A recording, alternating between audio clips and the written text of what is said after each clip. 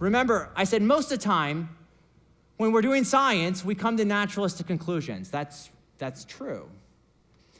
But sometimes we need a supernatural conclusion. But for many people, okay, we've come to so many naturalistic conclusions.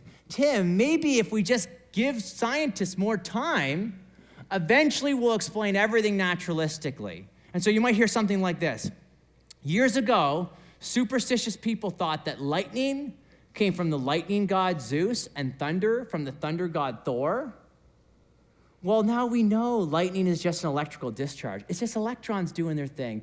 And thunder, that's just, rapidly heated air molecules expanding. See, we don't need Zeus and Thor. We can explain this stuff naturalistically. And so over time, our naturalistic explanations increase, our supernatural explanations decrease, and listen, over time, we'll explain everything naturalistically. In fact, you Christians, you just believe in a God of the gaps. That's what you believe in. What's a God of the gaps? When you don't know something, you just, in the gap of your ignorance, you say, God did it. That's what they think we're doing. I can't explain lightning. God did it. I can't explain thunder. God did it. But over time, we're closing these gaps. Electrons and rapidly heated air molecules and so on. And so they think, well, we will explain everything naturalistically. Is that what's really going on? Is that what we're doing? We just believe in a God of the gaps, this argument from ignorance, I can't explain it, therefore God did it. And no, we don't believe that. What we believe is that we're positing God as the best explanation of the available evidence. In fact, I can prove it to you. There's a gentleman named Anthony Flew.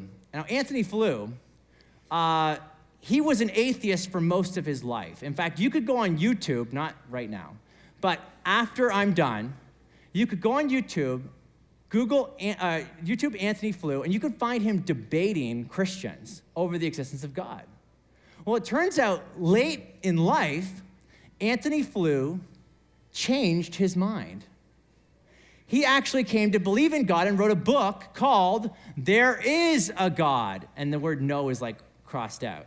Like there is no God. There is a God. Subtitled, How the World's Most Notorious Atheist Changed His Mind. He's actually, I think in the 20th century, wrote more academic philosophical papers arguing for atheism than anyone else. His book's worth reading, but here's a quote from it. Listen very carefully. He says this, I now believe that the universe was brought into existence by an infinite intelligence. I think Frank spoke about that. That's the origin of the universe. I believe that the universe's intrinsic laws manifest what scientists have called the mind of God. That's fine-tuning. I think I touched on that last year. I believe that life and reproduction originate in a divine source. We're going to come back to that one. He says this, why do I believe this, given that I have expounded and defended atheism for more than half a century? The short answer is this. This is the world picture, as I see it, that has emerged from modern science.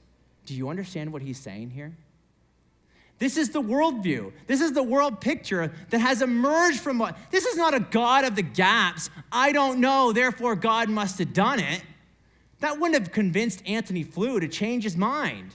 What convinced him to change his mind was overwhelming evidence in the direction that God exists. At Stand to Reason, we help Christians think clearly as they share their worldview with others. If you want to see more videos like this, click the subscribe button.